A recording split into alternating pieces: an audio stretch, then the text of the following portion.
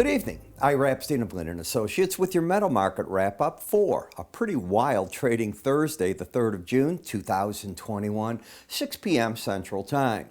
Now, today was all kinds of interesting numbers on jobs data. We had the ADP, the Challenger numbers, but tomorrow's the granddaddy. And it's the granddaddy only because the last report was such a shocker that it only came out 266,000 job growth versus the million that the market was looking for. Everybody looked back and went, what's going on here? Well, they're now looking for about 670,000 tomorrow, which means the bar is right back up there. What happens if you miss it?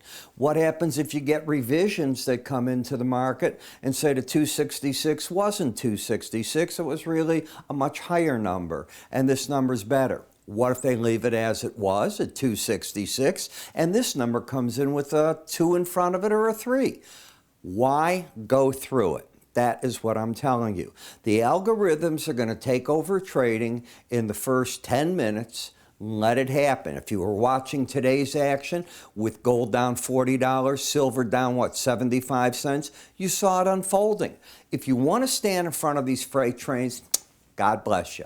You don't want to, and I've learned enough. I've got Swiss cheese holes all over my body.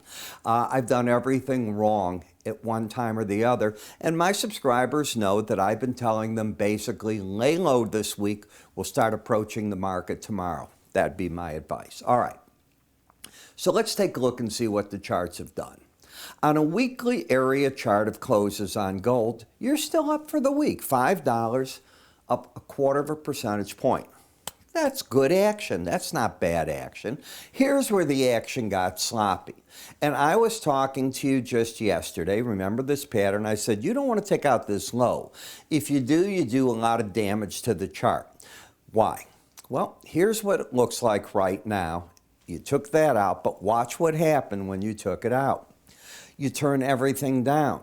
Prior to today's action, you had a consistent pattern of higher lows and higher highs prior to today. What the market did last night, the market follows through, made a higher high, and then you're just a sitting duck waiting for whatever these reports are going to come out this morning.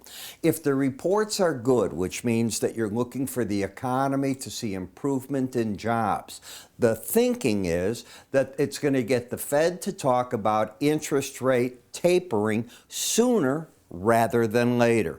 I am not talking they're going to do it right away.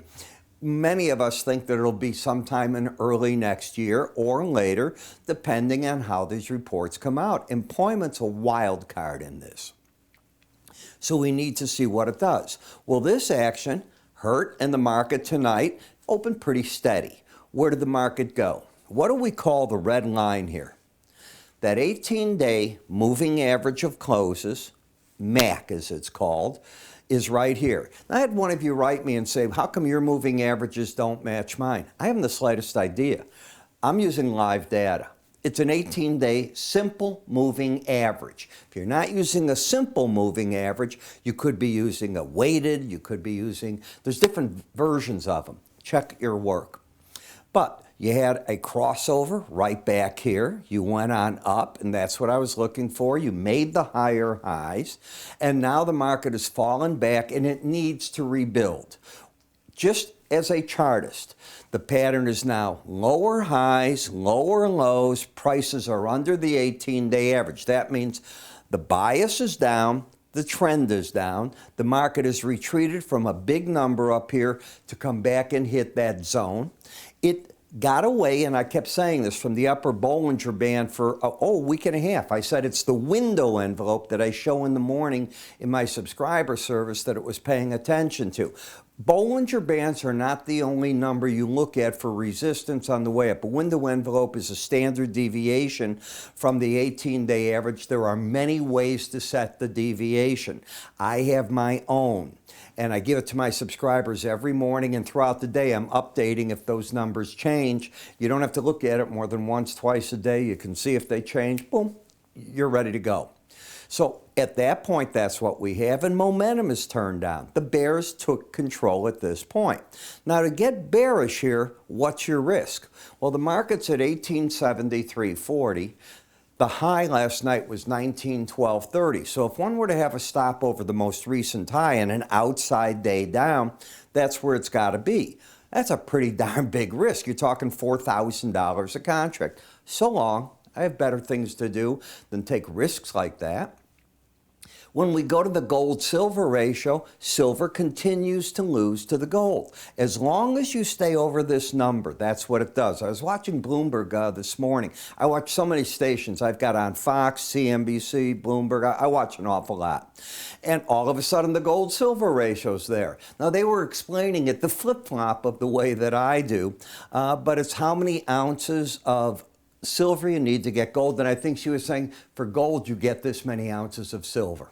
So that's all. Same exact thing. But when it's over a key moving average, she didn't go into that, it tells you which one and where the bias is. Just looking at the numbers on their own don't tell you all that much. In the silver market, you got the same thing as gold. This is what you were looking like. This is the pattern. You had a lower low, higher high coming in. You had already hit the upper Bollinger Band, the resistance. The market last night gets higher, and then let's go. What number stopped the market? Well, you went right through the 18-day average, the line in the sand, so market went to the Bollinger Band, stopped on a boom, and then came roaring back from there. Now the resistance should be the 18-day average at 27.82. If you got over 28.37, I think you'd get back up to that upper Bollinger Band, lickety split. How's that for grammar? Momentum down, bias down, trend down. But everything can change on a moment's notice in the morning off this jobs data report.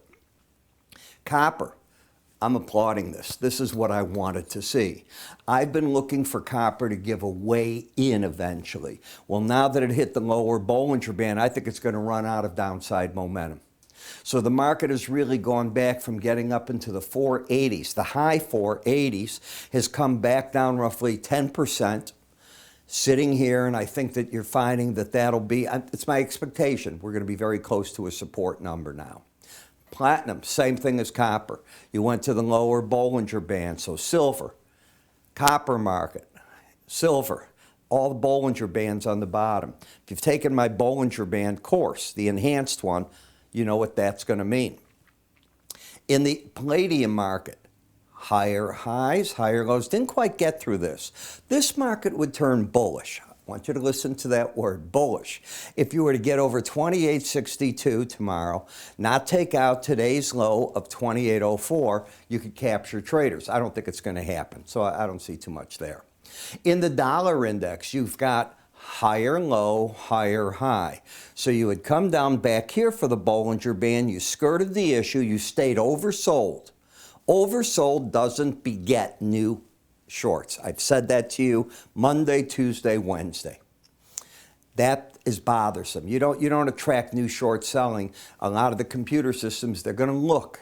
Am I oversold? I'm not embedding or something in that theory. Everybody has their own takes on things, but I'm pretty sure that that's what they'd have done. And now if the market can rally, the upper Bollinger Band and the 100-day average, the green line, should be full of resistance. I know traders are saying, that's the low in the dollar. I'm not convinced it's the low in the dollar. I don't know what it is till I get to the jobs data, see what the market does. And of course, as the world economies come on, did the real story that's making the dollar weak change? I don't think so at all. So I have my own opinions on that. Ethereum, the market's getting a bid. A lot of traders think this could be the next Bitcoin. Now, I got to understand where Bitcoin is. Bitcoin's a $39,000 to $40,000 item. This is a $2,863 item. But the uses for this surpass that of Bitcoin is what the thinking goes. Okay, but as a trader, all I'm looking at is you still have lower highs, but you have higher lows. The bias is down. Momentum has been oversold, and it's worked its way out of that. If you can get up to the 18-day average, you sort of will then have a pattern of higher lows and a higher high, potentially. I don't know where it's going to come in by the morning, but it should be over that number. If it gets up there, that could be the beginning of the market saying, okay, this washout is over. So you put it all together, you try to come up with a game plan, and I'll tell you, one of the things that I love is what I did in this enhanced Bollinger Band course. Now, this is not for the beginner in Bollinger Bands. I'm assuming that you know what a Bollinger Band is. I'm assuming that you understand the thinking behind it, and then I'm going to teach you how to put moving averages in the slow stochastic and use them together. There is a key moving average you apply to a Bollinger Band when it's embedded. When the slow stochastic is embedded. The slow stochastic, it's a two-part to this, and the Bollinger Band becomes crucial to it. So how do you get all this information? Well, it's pretty simple. All you need to do is go on our website, under the word education. Under there, it explains how the course works, where it's at. It is inexpensive, by design. I think $1 in the gold market's more money. $1 in the futures is more money than my course. Does that give you an idea? The idea here is to teach. 866-973-2077 to work with my staff, or you can just go there and get it on your own. I'm Ira Epstein. You have a good day.